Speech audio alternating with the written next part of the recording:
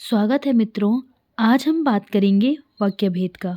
वाक्य तो सभी जानते ही हैं कि सार्थक शब्दों का वह व्यवस्थित समूह जिसे अपेक्षित अर्थ प्रकट होता है। मतलब जो भी सार्थक शब्द होते हैं वही वाक्य कहलाते हैं। भाषा की स्वाभाविक और सार्थक इकाई ही वाक्य कहते हैं। और भाषा की सबसे छोटी इकाई सभी जानते हैं। विचारों और भावों को जब हम स्पष्टीकरण करते हैं तो उसे ही वाक्य कहते हैं। वाक्य के 6 तत्व होते हैं। आप देख सकते हैं सार्थकता जो वाक्य में सार्थक शब्दों का प्रयोग किया जाता है। इसके बाद योग्यता हो गई। योग्यता होनी चाहिए किसी भी वाक्य में। अपेक्षित अर्थ को प्रकट करने की योग्यता होनी चाहिए। जैसे हमने कहा चाय पी ली, तो चाय पी ही जाते हैं, चाय खाई नहीं जाती है। ठीक है, तो योग्यता वाक्य की होनी चाहिए। इसके बाद आकांक्षा। आकांक्षा का अर्थ होता है इच्छा। किसी भाव को जानने के लिए किसी पद को सुनकर दूसरे पद को सुनने की इच्छा क्या कहलाती है? आकांक्षा कहलाती है। जैसे मैंने कहा पत्र लिखता है, तो हमें इच्छा है कि कौन पत्र लिख रहा है, तो ये महत्वपूर्ण तत्व होता है वाक्य का आकांक्षा। उसके बाद है निकटता। निकटता का अर्थ होता है समीपता। बोलते व लिखते समय वाक्य के शब्दों में परस्पर निकटता होनी आवश्यकता होती है। इसके बाद है पदक्रम। वाक्य में पदों का एक निश्चित क्रम होना चाहिए।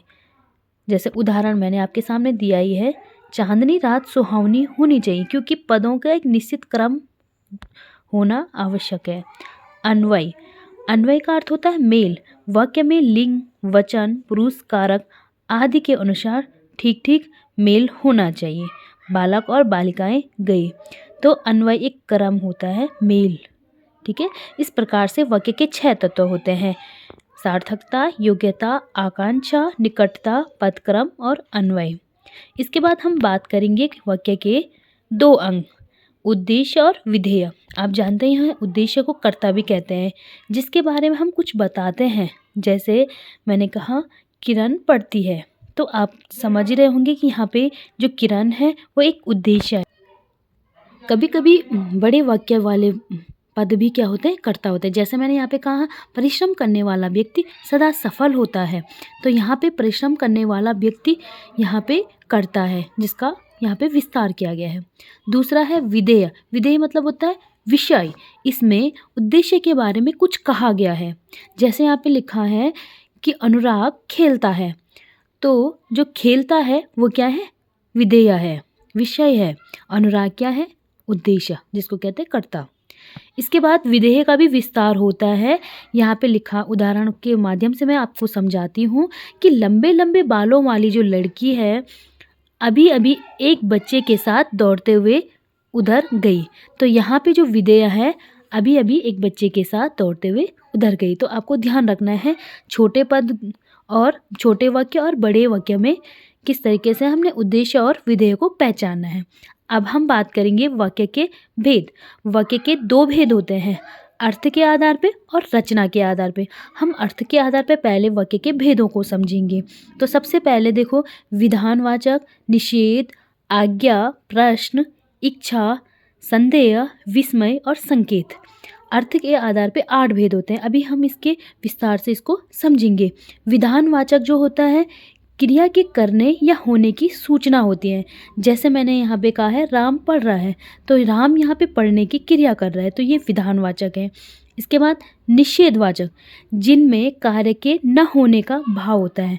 जैसे कहीं पे वाक्य में ना, नहीं, मत आता है, तो वो निषेधवाचक होता है। तो मत लिखो, तो यहाँ पे निषेधवाचक वाक्य है। इसके बाद देखो आज्ञावाचक, जिसमें आज्ञा, उपदेश या प्रार्थना की जाती है। जैसे यहाँ पे मैंने कहा बड़ों का सम्मान करो, तो इस प्रकार से एक उपदेश दिया गया है, तो ये आज्ञावाचक के अंतर्गत आता है। नेक्स्ट है प्रश्नवाचक, प्रश्न पूछने का ज्ञान। यहाँ पे तुम क्या पढ़ रहे हैं, तो यहाँ पे प्रश्न के माध्यम से वाक्य बनाया गया है। इच्छावाचक, इच्छा, आशीष या शुभकामनाएं जैसे वाक्य दिए गए हैं, तुम्हारा कल्याण हो, तो इस प्रकार से एक आशीष वचन के रूप में यह वाक्य दिया गया है। नेक्स्ट है संदेहवाचक, जिन वाक्य में संदेह या संभावना व्यक्त होती है वह संदेहवाचक वाक्य होते हैं। विस्मयवाचक, जिसमें आश्चर्य, घृणा, क्रोध, शोक, का भाव होता है। देखो आप उदाहरण के माध्यम से, वाह कितना सुंदर दृश्य है। तो यहाँ पे एक आश्चर्यवाचक वाक्य, विस्मयवाचक वाक्य है। संकेतवाचक, संकेत या अपेक्षा। देखो जिन वाक्य में एक क्रिया का होना दूसरी क्रिया पर ही निर्भर होती है, जैसे मैंने यहाँ पे कहा है कि यदि परिश्रम करोगे तो अवश्य सफल होगे, तो एक क्रिया दूसरी क्रिया पर निर्भर होती है, तो यहाँ पे संकेतवाचक वाक्य है। अब हम बात करेंगे रचना के आधार पर। देखो इससे पहले हमने अर्थ के आधार पर 8 वाक्य पढ़े थे, 8 भेद पढ़े थे, और अब हम रचना के आधार पर 3 भेद पढ़ेंगे, सरल वाक्य, संयुक्त वाक्य और मिश्र वाक्य। सरल वाक्य देखो, जिसे हम साधारण वाक्य भी कहते हैं, जिन वाक्य में एक उद्देश्य और एक विधेय होता है। उद्देश्य और विधेय मैंने आपको समझा ही दिया है, मतलब विधेय मतलब क्रिया और उद्देश्य मतलब कर्ता। तो देखो राम ने भोजन खाया, तो एक सरल वाक्य है, तो आपको पता चल रहा है कि यहाँ पे एक उद्देश्य और एक विधेय है, तो ये सरल वाक्य है। इसके बाद देखो संयुक्त वाक्य। संयुक्त वाक्य समुच्चय बोधक अव्यय के रूप में देख सकते हो आप, जिनमें 2 या 2 से अधिक सरल वाक्य जुड़े होते हैं। वह सुबह गया और शाम को लौट आया। तो आप इसकी पहचान के लिए इनके चिन्ह को जरूर ध्यान रखना, और, किंतु, परंतु, तथा, एवं, पर, लेकिन, इसलिए, ये सारे जो शब्द होते हैं ये संयुक्त वाक्य के होते हैं। तो मैंने यहाँ पे वह सुबह गया और शाम को लौट आया, तो यहाँ पे और जो है संयुक्त वाक्य है। प्रिय बोलो पर असत्य नहीं, तो यहाँ पे पर संयुक्त वाक्य है, तो आपको ये चिन्ह याद करने होंगे संयुक्त वाक्य के। इसके बाद मिश्र वाक्य। मिश्र वाक्य जिनमें एक मुख्य वाक्य तथा अन्य आश्रित वाक्य होते हैं।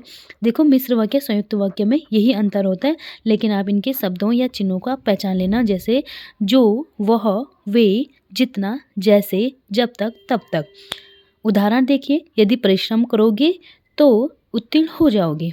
तो यहाँ पे तो जो है मिश्र वाक्य है, क्योंकि एक वाक्य दूसरे वाक्य पर निर्भर है। तो आप इस तरीके से रचना के आधार पर और अर्थ के आधार पर वाक्य को समझना। जहाँ पे समझ नहीं आए तो आप कमेंट करके बताएं। धन्यवाद दोस्तों।